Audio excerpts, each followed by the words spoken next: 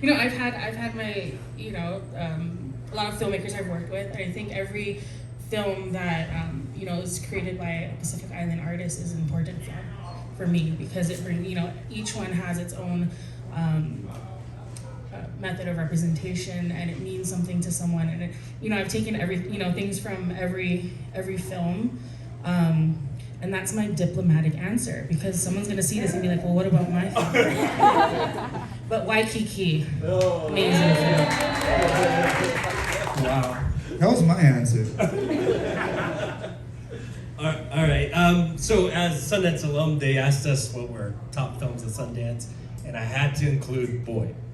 I think Boy was the film that I watched and we watched as a community, and we're like, oh, that's it. That's finally gonna break it open for everyone, because yes, Taika is funny, but that film has everything, right? It's authentic, and I hate using that word, but it's an experience that no one has seen, that also had comedy, and it felt like an experience that we finally connected with.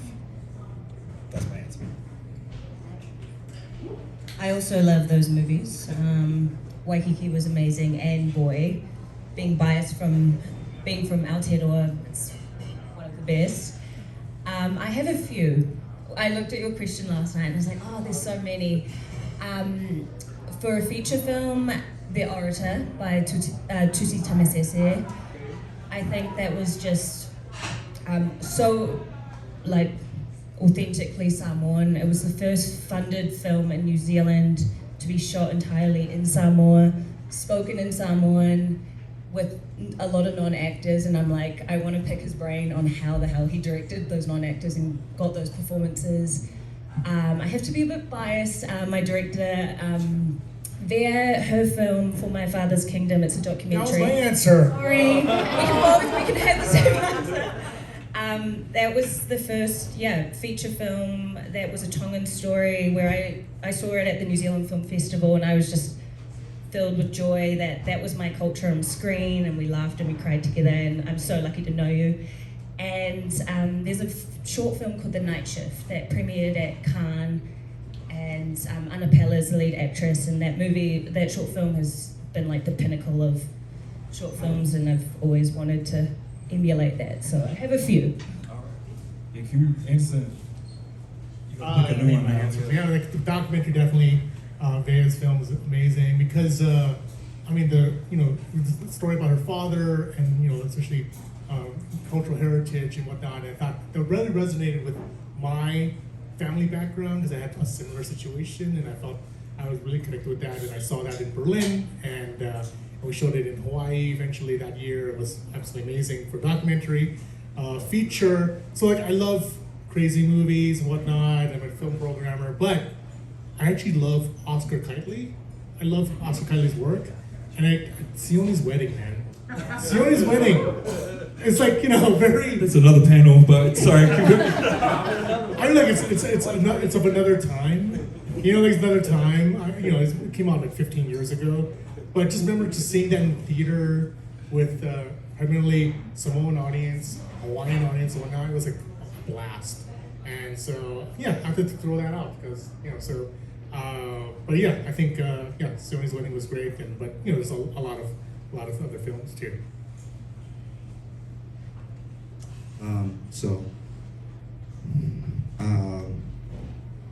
My favorite film is this film I saw probably about 2016. It's called Tana. It's from Vanuatu, and it's definitely grounded in the community, but it tells a story that everyone remembers. It's kind of loosely based on Romeo and Juliet, but it actually happened 30 years before that, and it's based on a bride who was betrothed to a member from another tribe, a man from another tribe, so that they could create peace between the two tribes. And she chose to not honor her father's wishes, so she ran away, and then the son follows her, and he also, it was kind of a big deal in the community when it actually happened. So, and it's beautifully shot. It's actually my favorite film from Oceania. But the film that made the biggest impact on me is Once We're Warriors. I mean, that thing was like formative for me. It's like, I think when white filmmakers watch Reservoir Dogs, for me it was like, holy shit. You know, it's like I saw my family, I saw my people, and it hurt, you know. So I think it inspired me to make film, that film particularly. This year's the 30th anniversary of that film's release. Ooh, I remember We're when the it same came out. age. Yo, I was one when I saw that. I remember when they came out, my whole street had it on videotape while I was still at the movie theaters. You know, like all the families and just New Zealand's a very small place, and so yeah. So I want to talk about our panel today, which is standing in solidarity with NHPI communities or Pasifika communities, and I guess I want to throw this to our Pasifika panelists, Ianeta, Luciane, Chris. First, what are some examples of solidarity that you've experienced that you felt really helped push, you really felt supported, right, in the work, and then what are some examples where it just felt quite performative? I should go first because I'm going to say her. So, as an Indigenous Native Hawaiian filmmaker, Kahunahana filmmaker, there's like not really a place, like that we actually fit anywhere. So Sundance was so, had the forethought to include us as Indigenous filmmakers. And so for me as a filmmaker, that was like the biggest thing ever. It's like they recognized us as Indigenous and as a Kahunahana, and so that's formatively the biggest honor to be part of that community of not only filmmakers but an Indigenous community.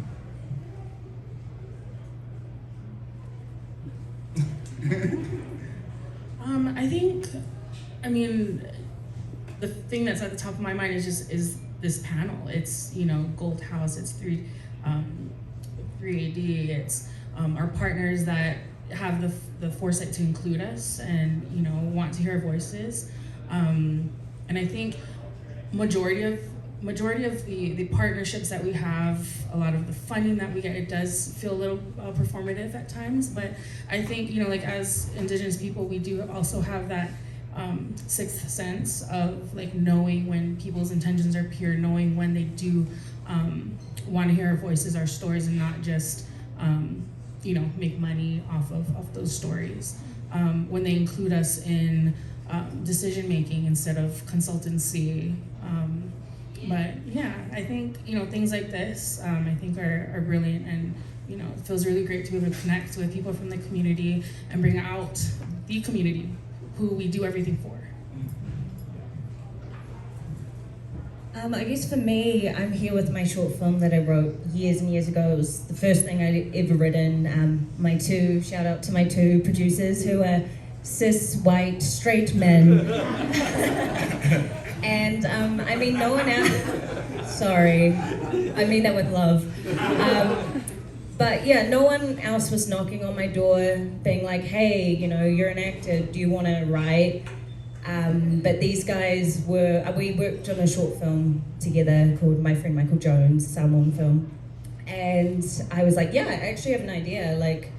It's 20 pages long, which if you've written a short film, that's way too long for a short film. And they have stuck through me for 6 years with this project. We did an application to the New Zealand Film Commission, and out of 200 applications, we ranked the highest because of their hard work. Never once did they step on my toes and go, oh, we should change this because, culturally. And I think they're a great example of allyship, and I'm really grateful. They didn't look at me and go, oh, we want to make a Tongan film. Who's a Tongan filmmaker that we can put our hands on? They just believed in me as a storyteller, and my story so happened to be Tongan. So I know there's so many horror stories out there where we're like, oh, trust issues, people want to make money off me, but I believe that there are people out there who want to see you win. And, Vera and I, we want to create. We don't want to do applications till 12 in the morning. And they're happy to do that and uplift us. So that's an example of great allyship. In terms of performance, I mean, how long have we got? There's multiple things, but I want to focus on the positive and that it is possible. You just need to find the right partnership. It's kind of like dating, go through him. And... Oh, let's talk about it. Okay. Swipe. No, but I agree with you. Like, it really is about letting you do your thing, right? And it's not about, hey, I want to put you on display, but I don't want to actually have you involved in what that's going to look like, or I want to dilute your message, or anything like that, right? Yeah, totally. And you don't want to just that's tick boxing in the opposite way of filling a role because, I think they need to be of this ethnicity. It's like, who's going to do the job?